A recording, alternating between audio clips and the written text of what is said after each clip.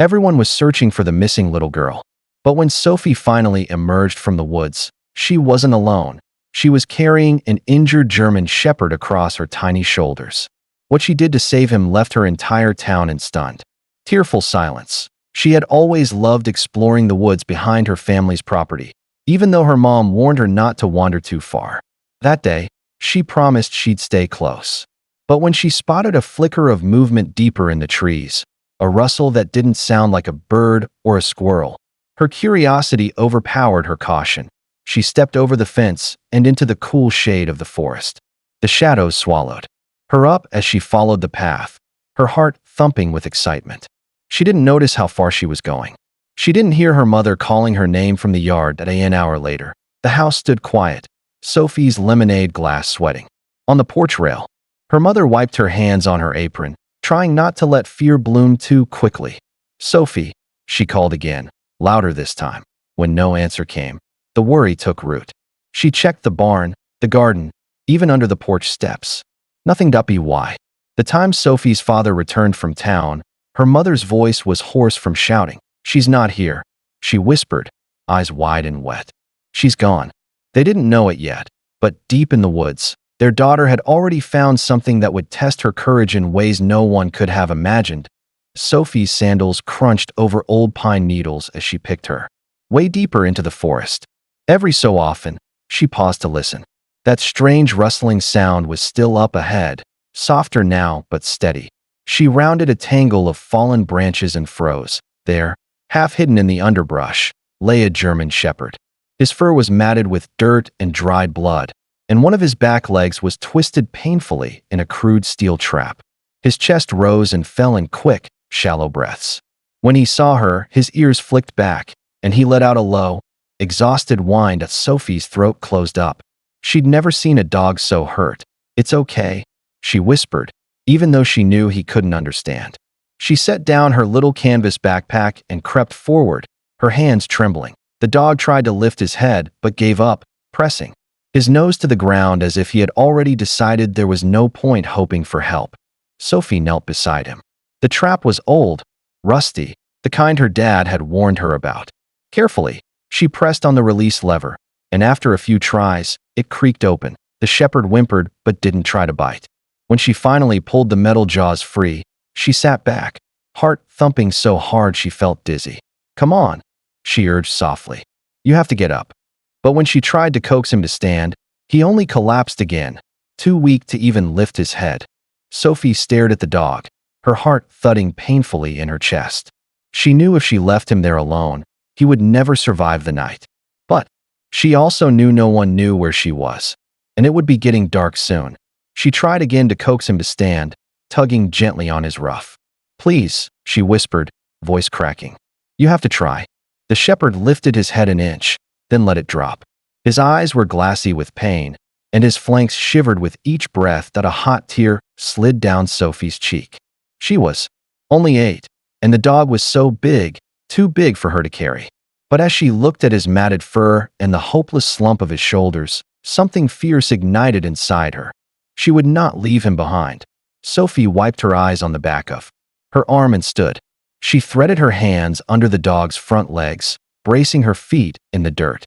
With a soft groan, she heaved until he was upright just enough to drape across her shoulders. Her knees almost buckled from the weight. The shepherd was heavier than a sack of feed, his warm body awkward and limp. But Sophie gritted her teeth and adjusted her grip, feeling the rough pads of his paws against her collarbone. "Hang on," she whispered, even though he didn't stir. "I'm going to get you home." And step by step, she started back down the path she had come, each footfall harder than the last, her small arms burning with effort. But Sophie didn't stop. She never once looked back, because in her heart, she'd already made the choice. She would carry him as far as it took. Back at the Mason house, panic had turned to action. Sophie's father raced door to door, shouting for help. Within an hour, neighbors, local farmers, and even the sheriff had gathered with flashlights and dogs. She couldn't have gone far, her mother kept saying, though her voice quavered every time she repeated it. The sheriff patted her shoulder. "We'll find her." He turned to the search party. "Fan out in teams. Look for footprints, broken branches, anything." In the woods, Sophie stumbled under the weight of the shepherd, her breath coming in ragged gasps. Every step felt like walking through deep water. Almost. There, she panted, though she didn't know how much farther she could go. She didn't notice the hound from the search party pick up her trail or the beam of a flashlight glinting through the trees behind her at the edge of the clearing. The sheriff's dog let out a sharp bark. There! Someone shouted. Sophie's mother broke into a run, heart lurching into her throat. She burst through the brush, and there was her daughter, filthy and trembling, the massive shepherd draped across her shoulders like a living cloak. Sophie. Her mother sobbed, running forward. Sophie stopped, blinking in the sudden light. Tears streaked her dirt-smudged cheeks. He was gonna die, she choked out. I couldn't leave him. She tried to take another step, but finally sank to her knees, exhausted beyond words.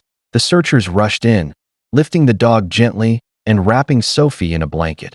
Her mother hugged her so tight she could barely breathe, and around them, even the toughest men in town turned away, pretending not to wipe tears from their eyes. The crowd parted as the sheriff carried the wounded shepherd toward the waiting truck. Sophie's mother held her daughter close, pressing kisses to her tangled hair. You were so brave, she whispered, her voice trembling. So brave. Sophie clung to her mother's arm, too tired to speak. Her whole body felt heavy, but she kept turning her head to watch the dog. Is he gonna be okay? She croaked, her voice rough with tears. The veterinarian, who had driven over as soon as she'd heard, laid a gentle hand on Sophie's shoulder. We'll do everything we can, she promised. They eased the shepherd onto a folded quilt in the back of the vet's truck.